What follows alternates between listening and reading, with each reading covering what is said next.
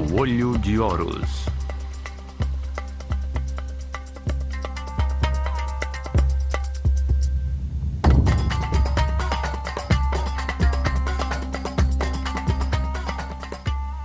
Nona parte. Kom Ombo, o Portal da Liberdade.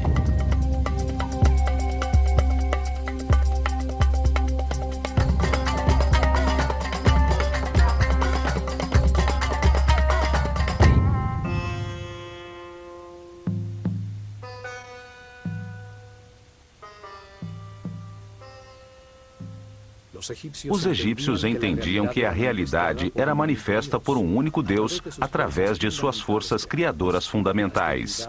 As divindades aqui chamavam de Néters. O mundo físico era dirigido pelo faraó, que representava o nível de consciência alcançada pelo homem durante o seu reinado.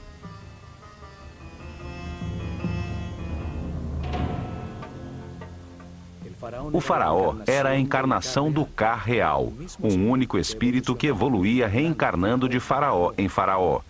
Isto o transformava numa divindade intermediária entre o homem e Deus, encarregado de conservar e aperfeiçoar a ordem no mundo físico egípcio. Seu universo espiritual era guiado pelo Hierofante, sumo sacerdote da escola de mistérios do Olho de Horus, primeiro servo de Deus, Hen-Neter-Tep, o grande vidente.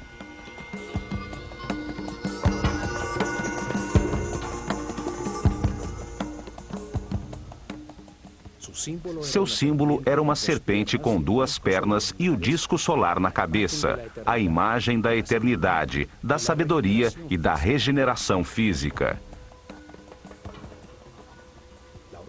A organização sacerdotal sob seus cuidados se dividia em 3 grupos.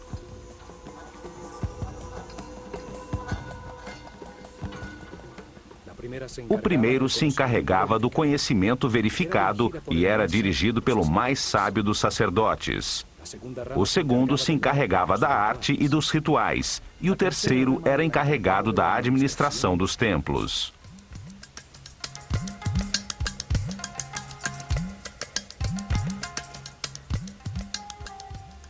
Os sacerdotes do conhecimento eram os pedagogos incumbidos de preparar os herdeiros de sua casta. Eles transmitiam as verdades herdadas desde as origens da escola de mistérios na desaparecida civilização Atlante. Verdades já comprovadas sobre o funcionamento do universo. O conhecimento no mundo egípcio era transmitido com exclusividade aos iniciados da escola, que demonstravam com provas e atitudes perante a vida que podiam receber sabedoria e não fazer mau uso da mesma. A revelação é o verbo. Eram chamados de Ri-Habet, ou sacerdotes do conhecimento. Eles ensinavam a linguagem simbólica, a escrita, as matemáticas, a astronomia e o controle das forças fundamentais.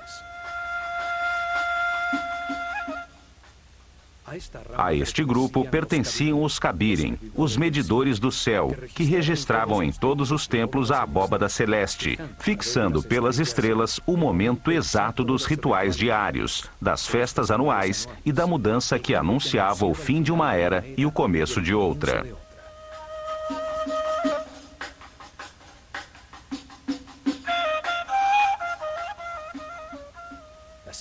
O segundo grupo se encarregava da produção de obras de arte, do desenho arquitetônico e da construção dos templos, da direção das oficinas onde os iniciados, ajudados pelos artesãos do povo, fundiam as esculturas simbólicas. Estes sacerdotes criadores desenhavam e supervisionavam as inscrições nos muros dos templos. Eles ensinavam a trabalhar a arte com a sabedoria do amor, a desfrutar do ofício, a dar sempre o seu melhor.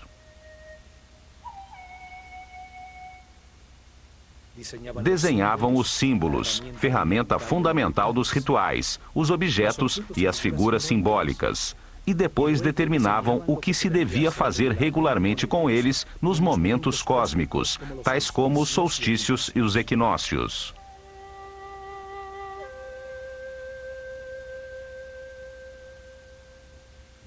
Estabeleciam os rituais, o que deveria ser entendido através das sensações em um percurso espacial, sem intervenção da razão, e também as ações necessárias para criar a segurança no povo e gerar uma energia especial nos participantes.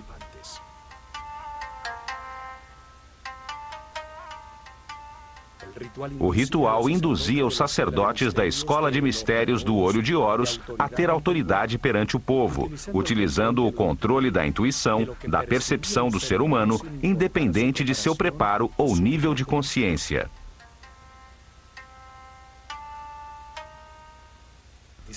Estabeleceram com cuidado o que os participantes percebiam: os sons, as palavras, os aromas associados como o incenso, suas cabeças raspadas e suas vestimentas brancas, que denotavam limpeza, os colares de flores e as barcas douradas nas que carregavam os símbolos de sua relação com Deus.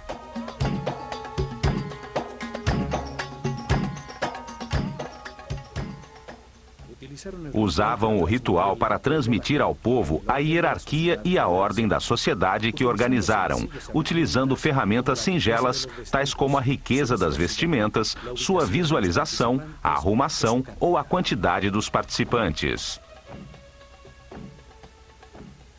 O ritual renovava a relação entre os poderes. Acima, o Deus único. A seguir, os néters, os mortos, os sacerdotes, o faraó, seu exército e o povo. Os rituais aproximavam o homem do sagrado, induziam emoções intensas que impulsionavam suas ações de uma forma suave.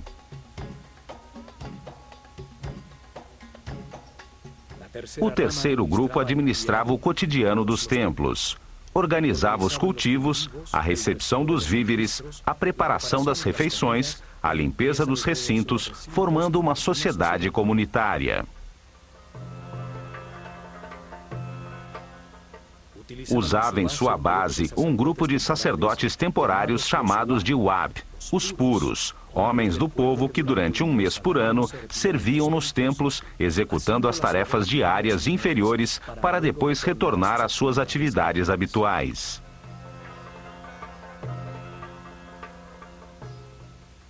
Alguns viviam no campo, cultivando os terrenos cedidos pelo templo em volta dos seus muros externos. Chegavam ao amanhecer para realizar os rituais de purificação para entrar no templo e continuar com suas atividades diárias.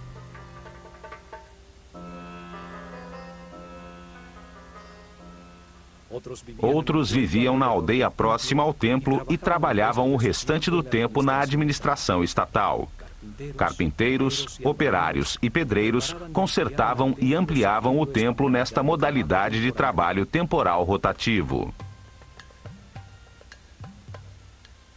Este sistema de rotação permitia que muitos membros da sociedade participassem dos rituais e cultos desde o interior do templo, e fazia com que o povo entendesse que os trabalhos comunitários beneficiavam a todos.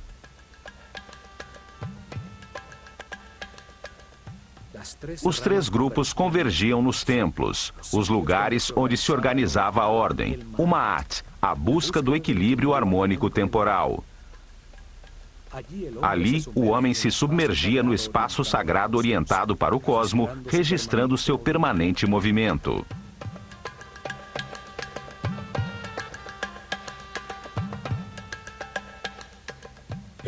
O templo era o instrumento de preservação da ordem e não um mundo criado para a salvação da alma. O espírito se aperfeiçoava e adquiria mais informações através da reencarnação ao compreender os erros cometidos. O erro era um instrumento de aprendizado.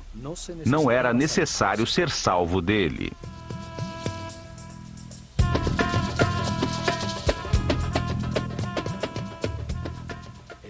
O templo era o lugar onde se encontravam as duas forças fundamentais, a força do caos e a da ordem.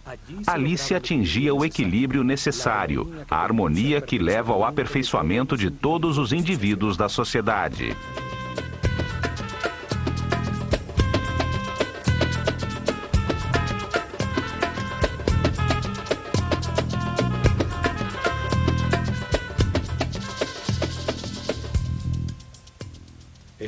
Este conceito é claramente expresso no templo de Kom Ombo, dedicado simultaneamente a Sobek, a força do caos que induz a erro, e a Horus, o símbolo da consciência permanente e da sabedoria. Neste templo, os iniciados da escola começavam o seu aperfeiçoamento espiritual. Aqui chegavam a transcender o medo e os atos automáticos do instinto de defesa a controlar o chakra raiz. Neste templo, lhes ensinavam a existência da lei da natureza, códigos divinos que produzem uma reação automática para defender a vida, necessários quando se está na animalidade, mas que devem ser controlados de forma a ascender aos níveis superiores de compreensão. Não se pode ser sábio tendo uma série de condutas automáticas ou reações agressivas descontroladas que ferem as relações que mantemos com todo o mundo.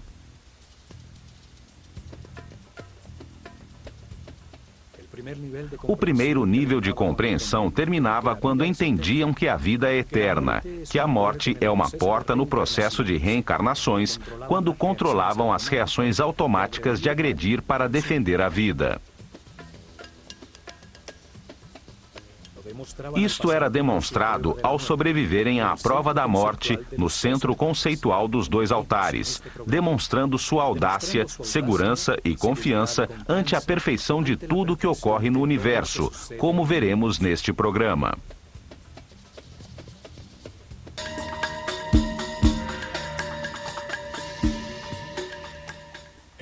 O templo de Kom Ombo era onde se agradecia pela dualidade existente no universo, a qual permite ao homem enganar-se e aprender com os resultados de suas decisões, de forma a produzir compreensão e aperfeiçoamento espiritual. Por isto estava dedicado a duas forças opostas, representadas por Sobek, simbolizado por um homem com cabeça de crocodilo, e Horus, um homem com cabeça de falcão, o ignorante e o sábio, o ingênuo e o que tudo aprendeu de tanto enganar-se ao longo de 700 reencarnações.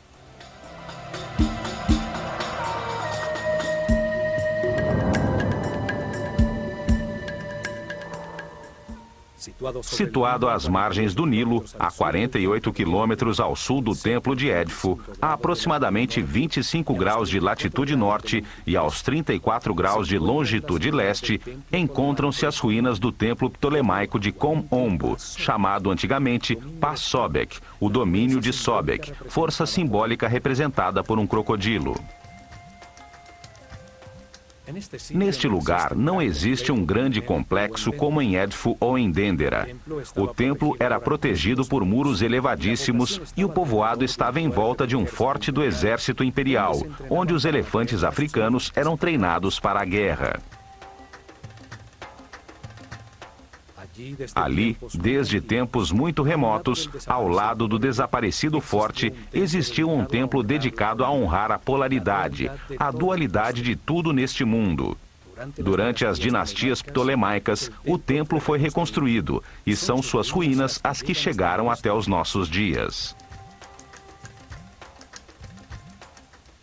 Kom Ombo estava voltado para os 43 graus e meio sudeste, em direção à estrela Alfa do Centauro, uma estrela do hemisfério sul, que anunciava o surgir do Sol no equinócio de outono.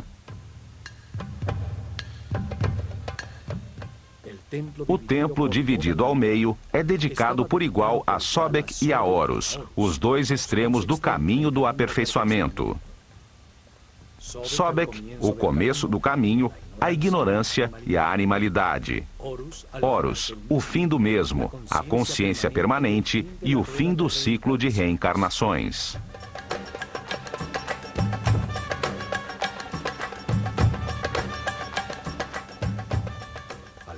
À frente, havia um pátio aberto formado pelas ruínas de 16 colunas de um corredor coberto. Até aqui, o povo podia entrar. Uma marca nas colunas dava autorização, o símbolo da ave sobre a semicircunferência em honra ao faraó.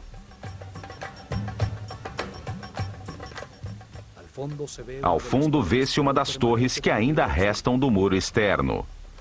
Talhados em seus muros, vemos as duas figuras simbólicas frente a frente e o faraó Ptolomeu V que ordenou a reconstrução do templo.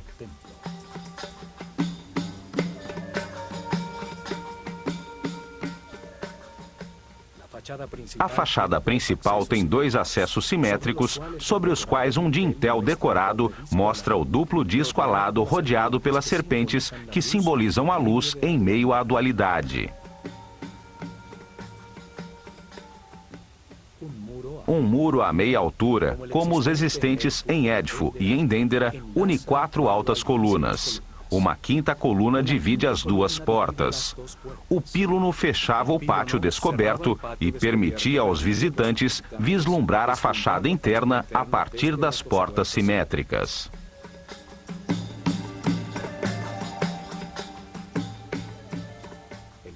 O pátio das colunas era menor que o do templo de Édifo. À sombra de suas desaparecidas galerias, os iniciados da escola de mistérios se refugiavam do sol.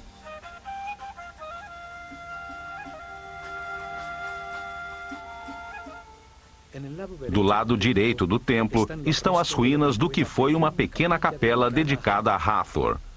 Em seu interior se conservam os restos mumificados de alguns dos crocodilos que eram mantidos em um labirinto de túneis inundados sob o templo.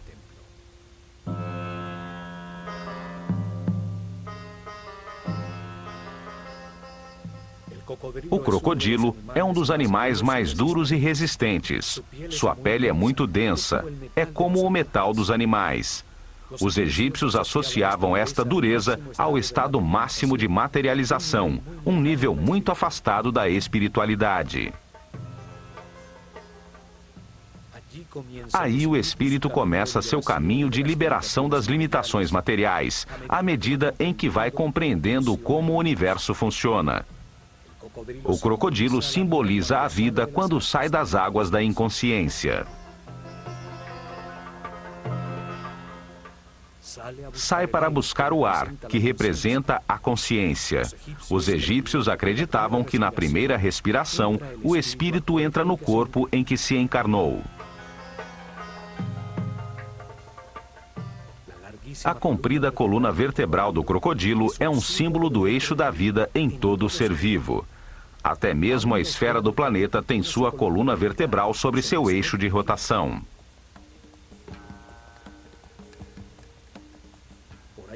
Por ela se movimentam as forças eletromagnéticas que lhe dão vida e que formam um campo protetor das radiações solares ultravioletas em volta do planeta, permitindo o desenvolvimento da vida e a evolução da consciência. Sobek, o crocodilo, e Tuaret, a hipopótama, representavam nos mapas celestiais as estrelas circumpolares que, situadas sobre o eixo de giro do planeta, brilham fixas por milhares de noites sobre os polos.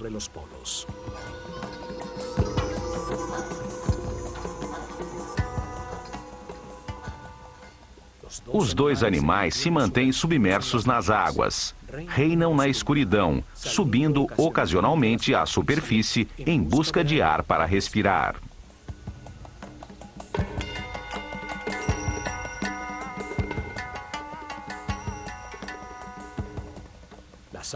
As águas representavam o caos que logo renovava a vida.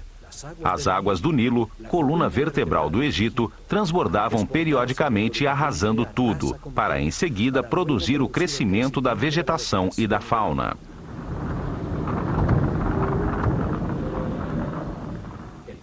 O caos desarruma as partes, permitindo que logo se organizem pelas harmonias ou afinidades entre elas, que as unem momentaneamente. Desordem, caos, ordem, harmonia, ritmos que se alternam. Esta força da natureza que desorganiza para renovar a vida era reconhecida com o nome de Sobek, o homem com cabeça de crocodilo.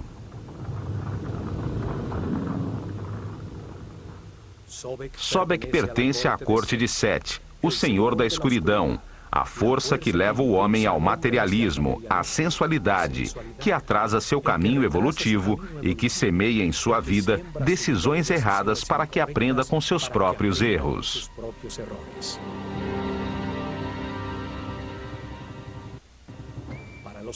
Para os egípcios, estas forças não eram boas nem más, eram neutras. Foram criadas por Deus para permitir o erro e o sofrimento, que trazem compreensão ao homem, levando-o à imortalidade e à consciência permanente.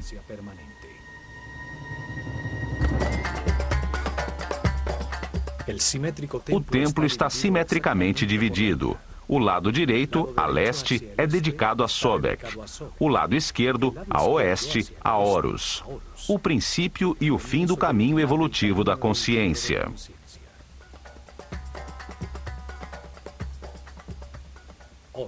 Horus, o homem com cabeça de falcão sobre a qual se assenta um disco dourado, era o símbolo da consciência permanente.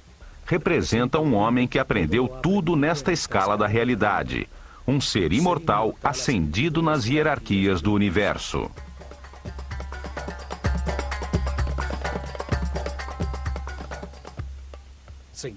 Encontra-se ao fim do caminho do aperfeiçoamento, quando o homem se transforma num mestre, num iluminado que se dedicará a outras missões no universo.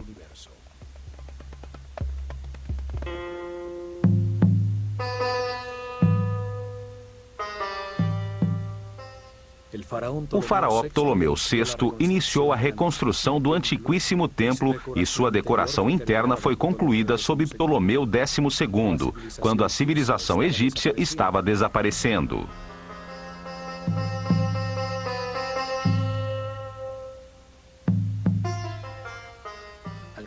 Ao cruzarmos a fachada de 5 colunas com seus muros intercalados até meia altura, temos acesso ao salão comum, a Sobek e Horus, chamado de Casa da Vida.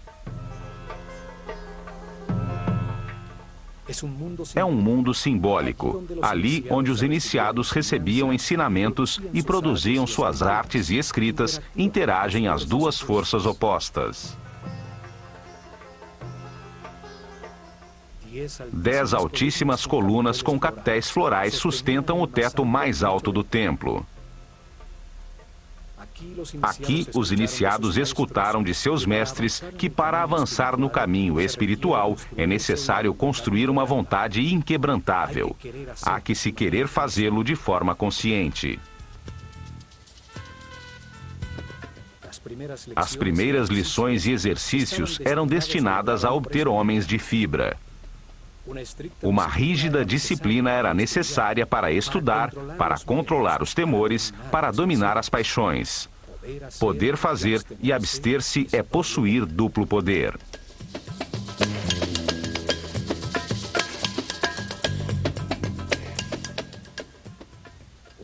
Um compromisso além da morte era estabelecido para manter-se uma total discrição e um silêncio absoluto sobre as verdades reveladas. Um princípio hermético que garantia o acesso à informação somente aos que a mereciam, aos que podiam escutá-la.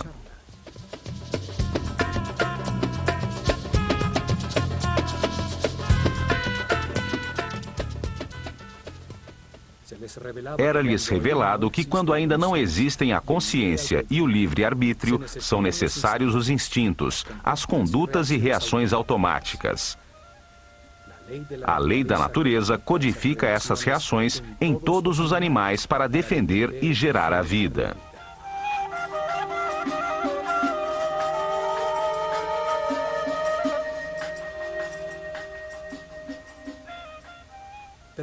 Mas quando se nasce como um ser humano e se quer abandonar a animalidade original, é necessário ter controle e consciência. Ceder às forças da natureza é apenas seguir a corrente coletiva. Só se obtém o conhecimento e evolução de forma individual.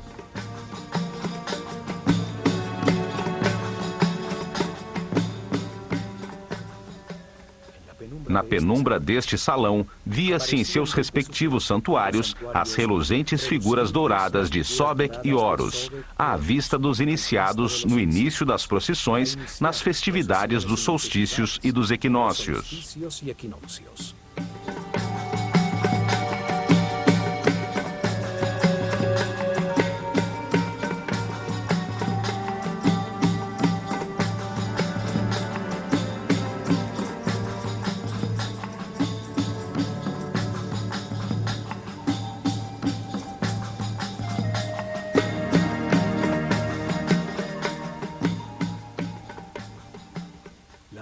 A decoração dos seus muros é cerimonial.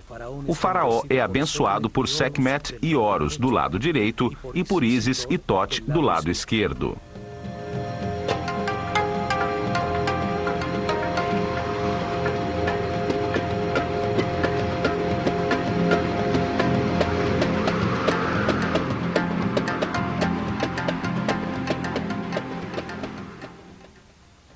Outro mural semelhante existe do lado de Sobek, ressaltando a igualdade das divindades sem importar suas condições polares, se são boas ou más, se há luz ou escuridão. As forças opostas existem para moldar a consciência do homem, para que aprenda com o resultado de suas próprias decisões.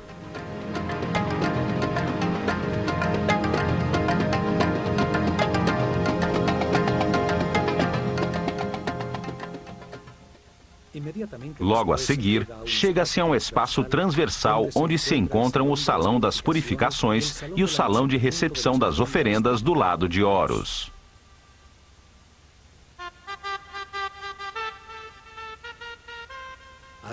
Antes do nascer do sol, os sacerdotes se banhavam nas águas do poço ou do lago sagrado do templo, recebiam a fumaça do incenso e mascavam natrão, um tipo de sal, num ritual diário de purificação. Os banhos purificadores se repetiam ao meio-dia e à noite. Todos eram circuncidados, um hábito logo adotado pelos judeus. Vestiam-se sempre de linho branco. Não lhes era permitido usar vestimentas que contivessem peles ou partes de animais mortos, como o couro e a lã. A única exceção era a pele de leopardo sobre os ombros, usada pelos altos sacerdotes, os Sem. Usavam o cabelo trançado de um lado da cabeça como uma marca de sua condição.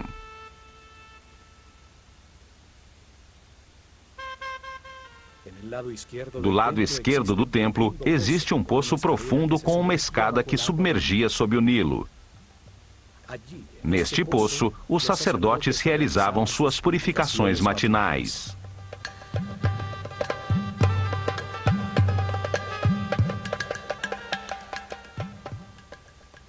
Uma abertura superior permitia que a água enchesse um pequeno aqueduto, que mantinha cheia uma piscina não muito profunda do lado esquerdo do templo, onde ficavam os crocodilos dedicados a Sobek.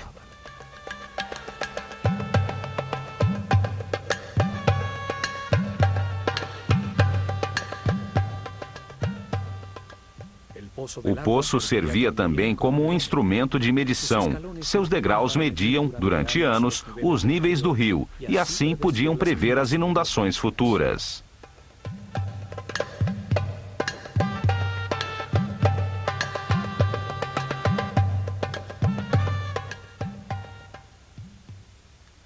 Nos muros de Kom Ombo ficaram registradas as festividades anuais que se realizavam em todos os templos do Egito. As procissões rituais que levavam as imagens simbólicas pelo rio, de um templo a outro, enquanto o povo com colares de flores cantava e dançava.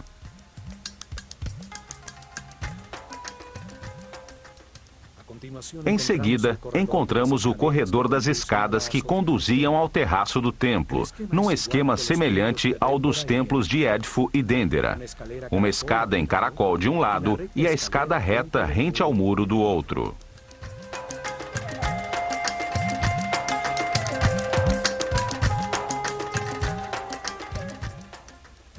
Dali, chega-se à antecâmara dos dois santuários, que tem de cada lado um salão onde eram guardadas as barcas de ouro de Sobek e Horus, usadas pelos sacerdotes para movimentar as imagens simbólicas durante as procissões das festividades.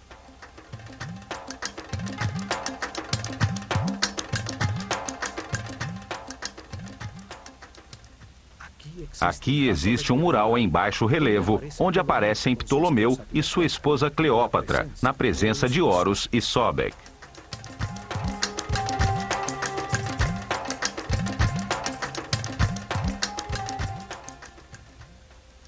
Nesta antecâmara eram consagradas as oferendas do povo.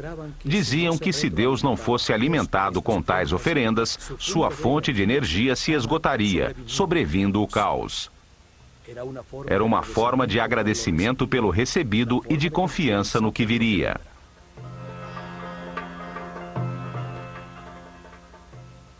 Chegavam diariamente ao templo pão, cerveja, frutas, vegetais, mel, azeite, perfumes, velas, sal, natrão e tecidos de linho, que eram recebidos pelos sacerdotes no salão das oferendas, e a seguir colocavam na antecâmara como uma forma de agradecer a Deus por sua abundância.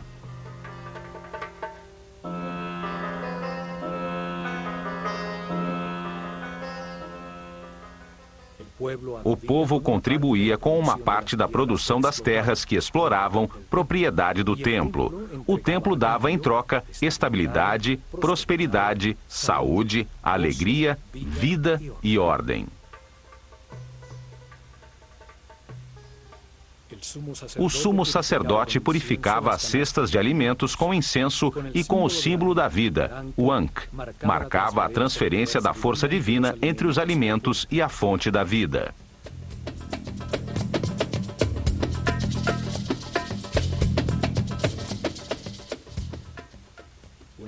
Depois de consagradas, as cestas com os alimentos eram levadas ao exterior da Casa da Vida, ao pátio das galerias, onde era distribuída entre os moradores do complexo religioso. Finalmente, no interior do templo, chega-se aos dois santuários, onde se encontravam os tronos com as imagens que simbolizavam os dois extremos do caminho do aperfeiçoamento.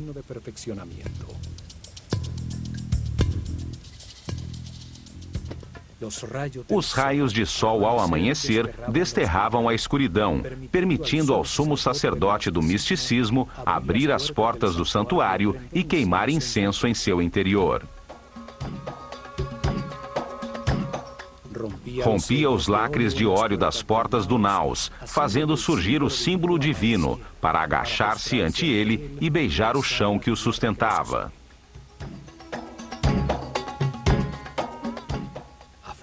Do lado de fora, na penumbra do Salão das Aparições, os discípulos cantavam hinos religiosos e se ungiam com mirra, óleos, linhaça e canela, iniciando a primeira meditação do dia. No interior do templo, os assistentes do sumo sacerdote arrumavam a areia do chão, varrendo as marcas dos pés, fechando atrás de si as portas que desde o salão das escadas levavam à antecâmara, até a manhã seguinte.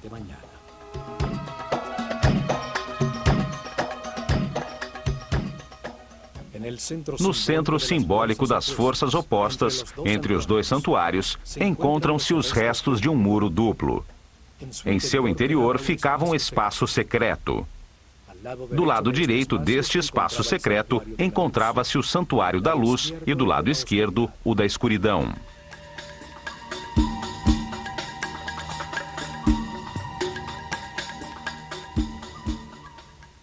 De nenhum dos dois santuários podia-se saber que existia este lugar entre os muros. Neste espaço, que era mantido cheio de água até o topo e com acesso no terraço do templo, era onde os iniciados tinham que passar pela prova da morte.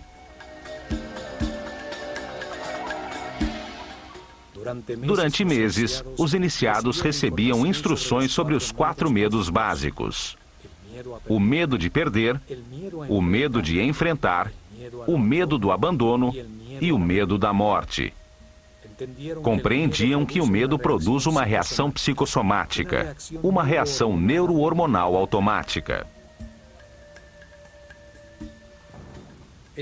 Esta reação se manifesta em uma tensão, em aumento da frequência cardíaca e da respiração. A razão fica bloqueada e surge uma vontade de agredir ou de fugir. Todas elas reações automáticas fora de controle que produzem uma perda da paz interior e da energia vital.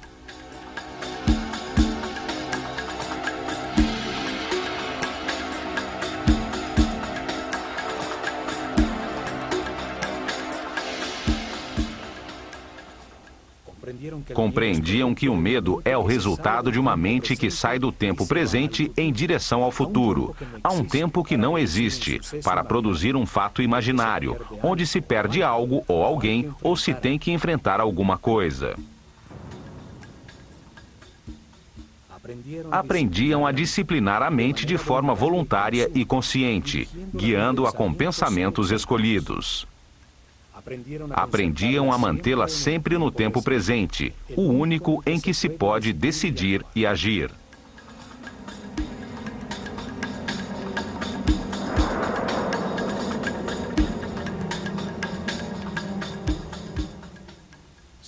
Treinavam para manter pensamentos de satisfação.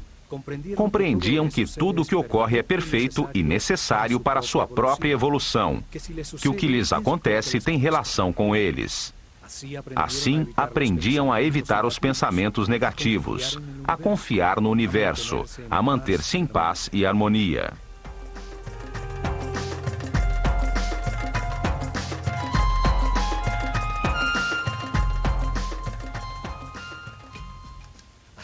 Até que os mestres determinavam que era hora de comprovar o aprendido durante meses. Realizava-se então uma cerimônia individual em um salão descoberto no terraço do templo, frente a um retângulo de água escura no chão.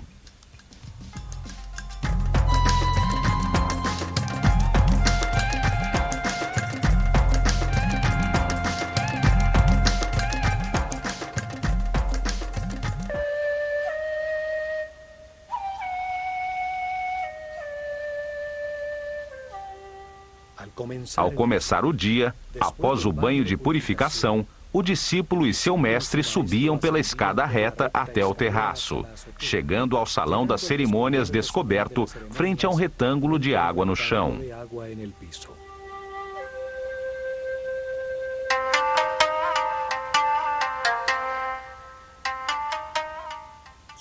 Seu treinamento o havia preparado para ser cuidadoso e consciente em todas as situações desconhecidas, condição necessária para mergulhar no labirinto do canal cheio de água e encontrar uma saída sem que se afogasse.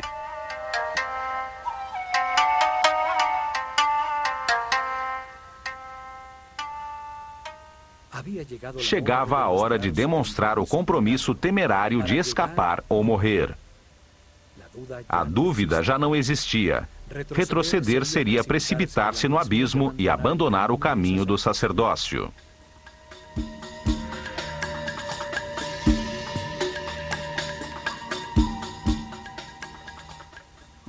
Com uma tomada de ar, o símbolo do espírito e da consciência mergulhava numa espécie de túnel vertical com reentrâncias, como num labirinto que afunilavam a passagem.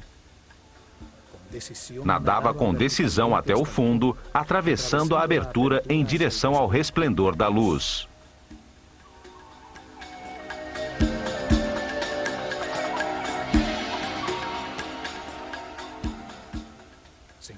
Via-se então num tanque estreito, onde se avistava a silhueta recortada de um enorme crocodilo contra a luz do sol.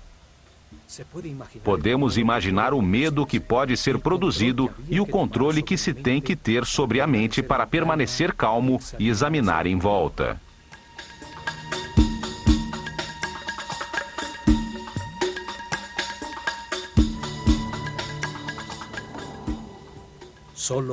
Só assim poderia ver que no fundo do tanque havia uma porta muito escura.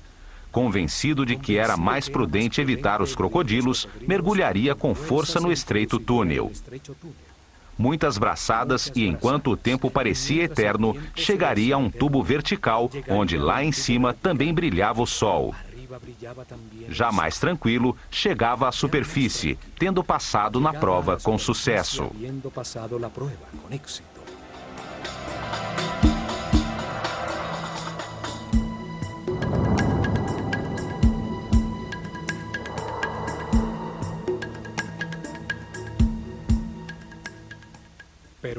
Alguns, porém, em razão do pânico ou em um estado de total irracionalidade, emergiam rapidamente ao lado do crocodilo, que era mantido bastante alimentado para não atacar, e eram informados de que haviam falhado na prova, que a saída não se encontrava passando ao lado do animal.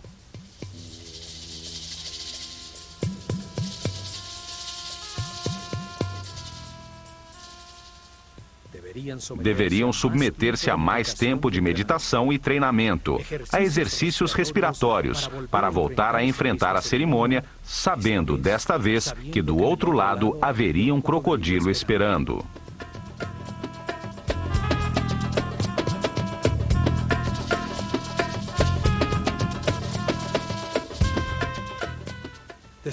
Após os santuários com o tanque central de prova, sobre um segundo corredor perimetral se encontram 6 capelas, 3 de cada lado de um espaço central, com a escada que conduzia ao terraço do templo.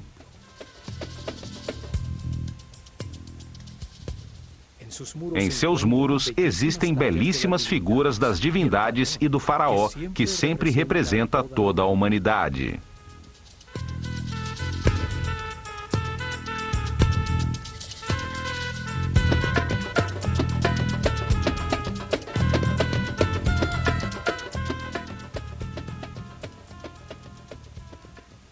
Neste corredor perimetral se encontra a famosa cena onde o imperador Trajano se ajoelha ante Imhotep, o arquiteto de Saqqara, que lhe apresenta uma série de instrumentos cirúrgicos, fórceps, pinças cirúrgicas e tabelas farmacêuticas.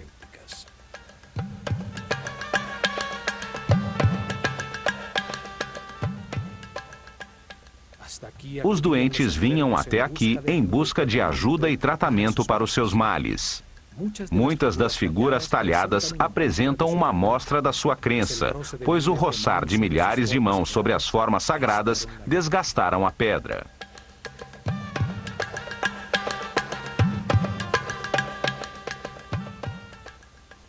Neste muro também se encontra uma porta simbólica que existe na mente de todo ser humano. Ela se comunica de um ponto central, neutro na dualidade, com as dimensões superiores. O mesmo caminho que o iniciado utilizou entre os 2 santuários para avançar ao nível seguinte de seu treinamento.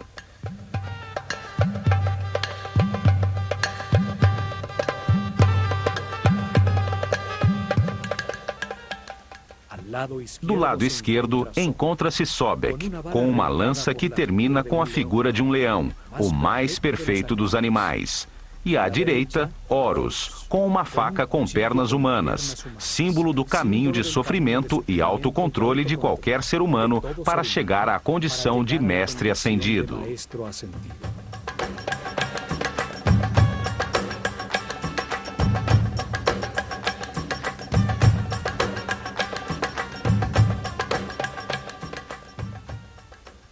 Entre os 2, um cântico de louvor, coroado por Maat, símbolo da ordem e do equilíbrio entre as 2 forças opostas, o materialismo sensual de Sobek e a espiritualidade consciente de Horus.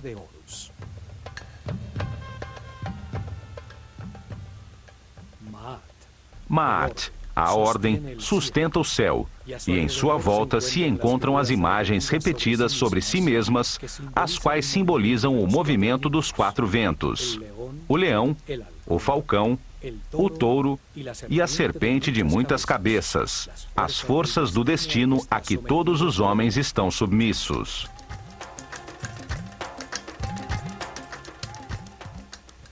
Curiosamente, estes mesmos símbolos foram usados posteriormente pelos cristãos para representar os 4 evangelistas.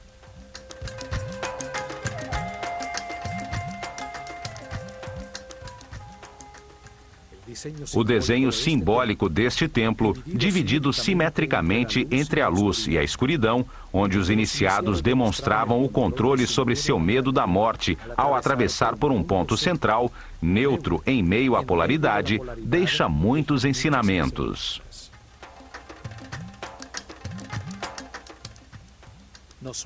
Mostra-nos que a realidade é o produto de nossos pensamentos, que o controle consciente dos instintos automáticos e a permanência no presente são a porta de entrada para os níveis de maior harmonia, paz e felicidade.